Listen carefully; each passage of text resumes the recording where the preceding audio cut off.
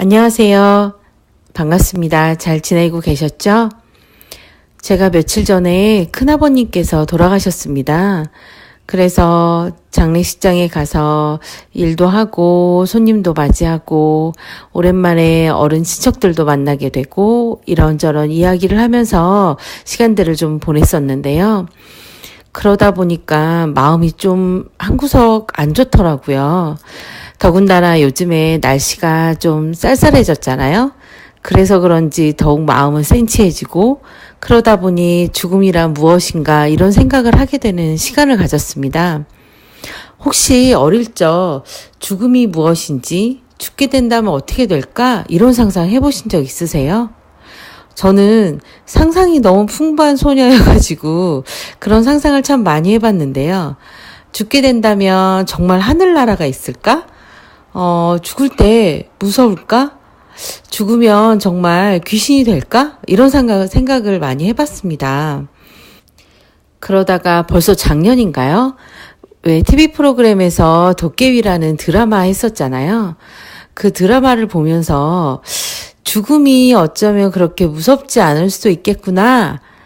죽는다는 게 참 또 다른 모습들, 또 다른 삶의 연속? 이럴 수도 있겠구나. 이렇게 생각도 하게 됐는데요. 그래서 오늘은 어둡고 무거운 주제일 수도 있지만 죽음이라는 주제로 책을 골라봤습니다. 엘리자베스 헬란 라슨이라는 작가가 쓴 책인데요. 아동문학을 전공한 후 병원뿐만 아니라 캠프 극장 등에서 예술감독으로 일하면서 다양한 경험을 쌓았다고 해요. 그런데 죽음을 좀 자연스럽게 인식하고 감추는 것이 아니라 삶과 같은 존재라는 것을 알려주고 싶어서 쓴 책이라고 합니다. 엘리자베스 헬란 라슨 글, 마린 슈나이더 그림, 장미경 옮김. 나는 죽음이에요. 나는 죽음이에요. 삶이 삶인 것처럼 죽음은 그냥 죽음이지요. 나는 부드러운 털을 가진 작은 동물에게도, 긴 코를 가진 코끼리에게도, 그리고 날카로운 이빨을 가진 동물에게도 모두 찾아가요. 나는 새들이 눈 뜨기 전 아침 일찍 찾아가기도 하고, 태양이 하늘 아래로 사라진 후 늦게 찾아가기도 해요. 나는 바다 위를 떠도는 물안개 속이나 한 줄기 가느다란 달빛 속에서 나타날지도 몰라요. 어떤 사람들은 내가 다가오는 것을 보기 위해 불을 밝히고 다른 사람들은 내가 지나가기를 바라며 문을 닫아요. 문을 열어주지 않으면 나는 더욱 힘껏 두드려야 해요. 누구도 나를 피해 숨을 수는 없어요. 나는 아주 오래 살아 주름이 많은 사람들을 자주 찾아가요. 오래 산 사람들의 삶은 신비로움으로 가득해요. 마치 맛있는 음식이 가득 찬 것처럼 말이에요. 함께 가기 위해 부축해주면 그들은 나를 잡고 한 발 한 발 겨우 걸어요. 나는 한 곳에 있는 많은 사람들을 한꺼번에 찾아갈 때도 있어요. 서로 어깨를 맞대고 둥글게 서면 나는 모두가 볼 수 있도록 환하게 길을 밝혀요. 손에 손을 맞잡은 우리는 말없이 하나가 되어 천천히 움직이지요. 가끔은 솜털같이 부드러운 머리카락을 가진 작고 따뜻한 아이들의 손을 잡기도 해요. 한 걸음씩 함께 걸을 때면 아이들은 눈도 깜빡이지 않고 나를 바라봐요. 어떤 아이는 자랑스럽게 휘파람을 불며 날 쳐다보고 다른 아이들은 환하게 웃으며 토끼처럼 깡충거려요. 걸을 수 없는 아이는 가슴에 꼭 안고 가야 해요. 부드럽고 달콤한 노래를 흥얼거리며 말이에요. 아직 태어나지 않은 뱃속의 생명을 찾아갈 때도 있어요. 내가 나비와 민들레와 나무들, 눈송이와 맨발로 해안가를 첨벙거리며 뛰어노는 것, 그리고 서로 가슴으로 사랑하며 사는 법을 이야기해주면 반짝반짝 빛나는 눈망울로 이미 알고 있다는 듯 나를 바라보곤 해요. 많은 사람들은 내가 찾아오면 무슨 일이 일어날지 생각해요. 숨이 멈추면 고통스러울까? 아니면 고요할까? 땅에 묻히게 될까? 한 줌의 재가 될까? 재가 되면 산바람에 멀리 날아갈까? 아니면 하늘로 올라가게 될까? 다시 태어날 수도 있겠지? 그렇다면 그 끝은 어디일까? 궁금한가요? 내가 알려줄게요. 난 아무런 비밀도 숨기는 것도 없어요. 내가 찾아가지 않으면 누가 뿌리와 새싹이 자라날 자리를 마련해 줄까요? 내가 사라져버리면 누가 이 땅에 태어나는 모든 생명의 자리를 마련해 줄까요? 내가 떠나버리면 누가 새로운 단어와 꿈의 자리를 마련할 수 있을까요? 삶과 나는 하나예요. 저는 이 글이 시처럼 노래처럼 들렸어요. 죽음에 대해 읊조리듯 소근소근 들려주는 노랫말처럼이요. 분명히 처음에 밝혔듯이 죽음이 이런 거야 라고 알려주고 가르쳐주는 의도가 보이는 그런 책인데도요. 마음이 따뜻하고 소근소근 옆에서 이야기해주면서 마음의 안정을 찾게 해주는 그런 책이었습니다. 죽음이란 단어를 떠올리면 어떤 단어들이 연관되어 생각하시나요? 어둠, 무서움, 두려움, 혹은 차가움, 아니면 도깨비의 저승사자? 하지만 이런 죽음의 어두운 이미지와 달리 이 그림책의 그림풍은 굉장히 따뜻한 파스텔톤의 그림들이었습니다. 그래서인지 죽음이 마냥 무섭게만 느껴지지는 않았습니다. 책을 펼치면 이어지는 죽음의 이야기. 언제 나타날지도 모르고 누군가는 반겨주지만 누군가는 피하고 나이든 주름이 많은 사람을 자주 찾아가지만 어떤 때는 그 반대이기도 한 죽음. 이런 죽음이 소녀의 모습으로 표현되어 있습니다. 제가 읽기를 멈췄던 그 마지막 장에 삶과 나는 하나예요 라는 그림에는 죽음으로 표현되는 소녀가 있고 그리고 빨래가 널려져 있는 듯한 그러한 천 뒤에는 삶의 소녀의 모습이 보입니다. 죽음은 혼자 존재하는 것이 아닌 삶과 함께하고 있음을 이야기하고 있는 것인데요. 얼굴을 내밀고 누군가에게 이야기를 건네고자 하는 죽음의 모습과는 달리 천 뒤에 숨어있는 삶의 모습은 자신의 모습을 숨기고 싶어하는 듯한 모습이 보입니다. 죽음이 삶을 찾지 못하도록 숨어있는 듯한 모습이지만 죽음을 피할 수 없다는 의미이기도 한데요. 언제나 우리 옆에 공존하고 있는 삶과 함께 있는 죽음, 슬프고 두렵지만 누구도 피할 수 없는 일은 아닌 것 같습니다. 우리 모두는 죽지요.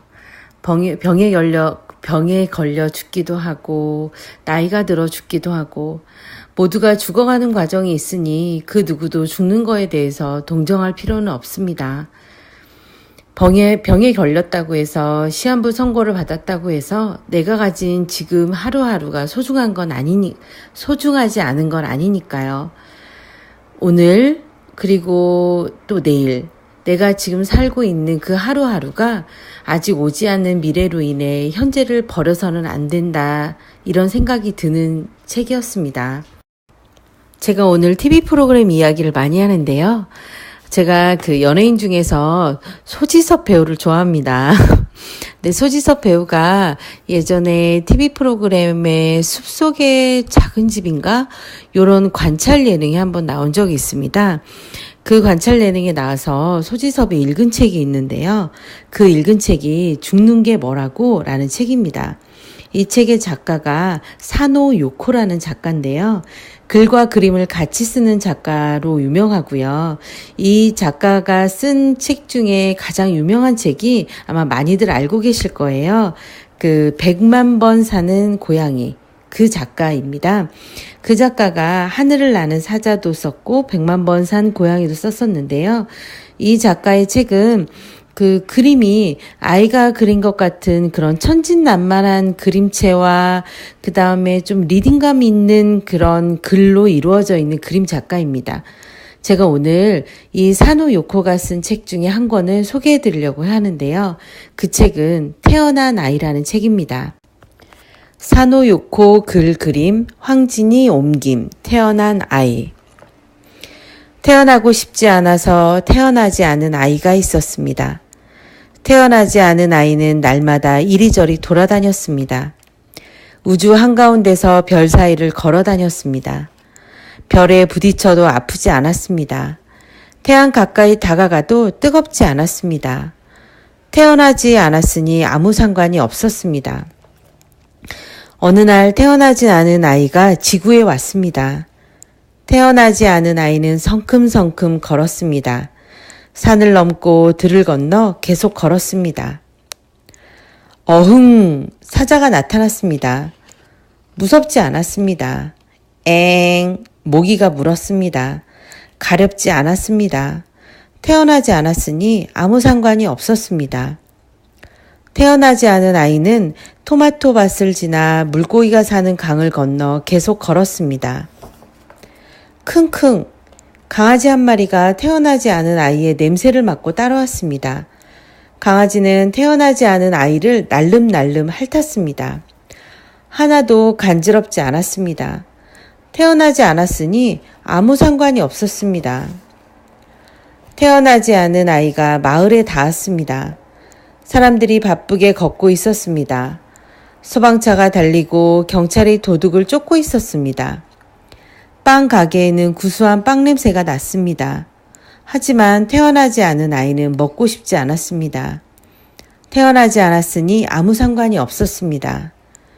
태어나지 않은 아이는 공원에 오두카니 앉아서 아무 상관이 없는 것들을 바라보았습니다. 한 여자아이가 강아지를 데리고 공원에 왔습니다. 안녕? 여자아이가 태어나지 않은 아이에게 인사를 했습니다. 태어나지 않은 아이는 대답하지 않았습니다. 태어나지 않았으니 아무 상관이 없었습니다. 태어나지 않은 아이를 따라온 강아지가 여자아이의 강아지를 보고 멍멍 짖었습니다. 하지마, 하지마! 여자아이가 소리쳤습니다. 강아지 두 마리는 컹컹 짖으며 싸우기 시작했습니다. 태어나지 않은 아이는 물끄러미 바라만 보았습니다. 태어나지 않았으니 아무 상관이 없었습니다. 태어나지 않은 아이를 따라온 강아지가 여자아이 엉덩이를 물었습니다. 다리도 물었습니다. 여자아이의 강아지도 태어나지 않은 아이의 팔과 다리를 물었습니다. 태어나지 않은 아이는 하나도 아프지 않았습니다. 태어나지 않았으니 아무 상관이 없었습니다. 엄마, 엄마! 여자아이의 엄마가 달려왔습니다. 아파, 아파. 여자아이가 울먹였습니다. 괜찮아, 괜찮아. 엄마가 여자아이를 달랬습니다. 그러고는 막대기로 강아지를 혼내주었습니다. 강아지는 슬금슬금 태어나지 않은 아이 곁으로 가서 꼬리를 엉덩이에 말아넣고 힘없이 앉았습니다. 태어나지 않았으니 아무 상관이 없었지만 태어나지 않은 아이는 여자아이를 총총 따라갔습니다. 엄마는 여자아이를 깨끗이 씻기고 약을 바른 다음 엉덩이에 반창고를 딱 붙여주었습니다. 태어나지 않은 아이도 반창고가 붙이고 싶어졌습니다. 태어나지 않은 아이는 반창고, 반창고 하고 외쳤습니다. 엄마! 태어나지 않은 아이는 마침내 태어났습니다. 엄마, 아파. 태어난 아이는 팔과 다리가 아파서 울었습니다. 괜찮아, 괜찮아. 엄마가 달려와서 태어난 아이를 품에 안아주었습니다. 엄마는 태어난 아이를 깨끗이 씻기고 약을 바른 다음 팔에 반창고를 딱 붙여주었습니다. 야호! 태어난 아이는 엄마한테 안겼습니다. 부드럽고 좋은 엄마 냄새. 세상에 태어나기 싫어서 태어나지 않았던 아이의 이야기, 태어난 아이. 이 아이는 어떻게 됐을까요? 이 책의 주인공은 자기를 좀 내버려 두길 바라는 우리의 아이들, 그 아이들의 주인공입니다. 세상을 어슬렁거리고 구경만 하는 구경꾼 같은 그런 아이들. 아무 것에도 눈길을 주지 않고 죽어도 태어나지 않겠다던 아이는 다쳐서 엄마를 부르며 달려가는 아이를 보게 되는데요. 엄마는 다친 아이를 안아주고 반창고를 붙여줍니다. 아이는 그런 엄마의 모습에 눈길을 주더니 그만 반창고 하고 소리치죠. 그리고는 엄마 하고 외치며 세상에 태어납니다. 태어나지 않았기에 아무 상관이 없어서 그림 속 주인공인 남자아이는 발가벗고 다니는데요. 옷을 입을 필요도 없고 주변에서 바라보는 그런 시선조차도 필요하지 않은 거죠. 그런데 그런 아이가 반창고가 붙이고 싶어서 태어나게 됩니다. 세상에는 반창고가 필요한 것 같아요. 물론 반창고를 붙여주는 엄마도 필요한 것 같죠. 괜찮아. 반창고가 있으면 상처쯤은 괜찮아. 괜찮아. 반창고를 붙여줄 수 있는 엄마가 있으면 괜찮은 거야. 사실 아이가 구경만 하고 세상에 태어나지 않으려고 했던 거는 상처받기 싫어서가 아니었을까요?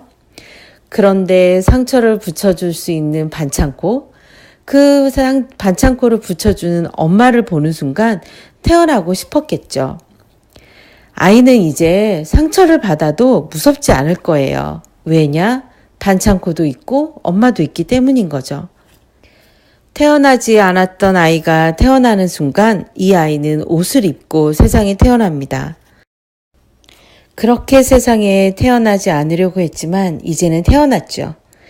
태어났으니 상처받을 일 천지이고 상처받을 준비를 해야 하는 거죠. 이 책의 마지막을 보면 아이가 잠이 들면서 말합니다. 태어나는 건 피곤한 일이야. 진정 태어나는 건 무엇일까요? 아이들 사춘기를 겪다 보면 저희 아이도 고3, 중3인데 사춘기 시절이 있었습니다. 그럴 때 보면 얘가 우리 아이가 맞나? 이런 생각이 들 정도로 변화를 겪게 되는데요. 아마 세상에 육체는 태어났지만 정서적, 마음적 태어남은 이 사춘기 시기를 말하는 게 아닐까요? 아이들이 육체적 탄생은 스스로 결정할 수 없습니다. 하지만 정신적 탄생은 결정할 수 있는 것 같아요. 자기가 자기의 모습으로 다시 태어나는 거, 내 선택으로 세상으로 나오는 거, 그 시기가 사춘기가 아닐까요? 아무 것에도 관심이 없으니 아무것도 보지 않고 어떠한 행동도 부끄러워하지 않고 그러니 내가 하고 싶은 대로 했던 우리 아이들, 사춘기 아이들 모습. 하지만 그 아이들도 어쩌면 세상에 상처받기 싫어서 내 상처에 반창고를 붙여줄 그 어른을 믿을 수 있는 어른을 만나지 못해서 태어나는 것을 거부하는 것은 아닐까요? 중고등학교 아이들을 만나서 이야기를 하다 보면 너희들이 하고 싶은 이야기를 해봐 했을 때 이야기보다 너희들이 듣고 싶은 이야기가 무엇이야 했을 때 아이들이 이야기를 터놓는 경우들이 훨씬 더 많습니다. 몸은 컸지만 아직 마음이 크지 않은 우리 사춘기의 우리 아이들이 자신의 상처를 두려워하지 않고 세상 밖으로 제2의 탄생을 할 수 있도록 해주는 마음 따뜻한 어른이 되었으면 하는 책이었습니다. 참된 최고의 교육은 아이가 왜 살아야 하는지, 즉 삶의 의미를 스스로 알게 해주는 일이라고 합니다. 앞에 소개해드렸던 나는 죽음이에요 책에서 죽음에 대한 두려움이 생긴다면 그것을 극복할 수 있는 방법 하나를 알려줍니다. 그 방법은 바로 사랑입니다. 사랑은 죽음을 만나도 죽지 않는다고요. 내가 세상에 태어난 것은 참 축복받은 일이라는 책 태어난 아이. 그리고 두려운 죽음이지만 그 죽음을 이길 수 있는 건 사랑이라는 나는 죽음이에요 라는 책 2권 오늘 소개해 드렸는데요. 아이들과 함께 읽어보시면서 죽음이라는 것이 어떤 단어와 연관돼서 떠오르는지 한번 생각해 보시고요. 그리고 우리 아이가 우리 곁으로 태어나서 그것이 얼마나 큰 축복이고 우리에겐 얼마나 큰 행복인지 아이가 따뜻한 마음 가질 수 있도록 포근하게 안아주시는 그런 시간 되시길 바라겠습니다. 다음에 또 찾아뵙겠습니다. 감사합니다.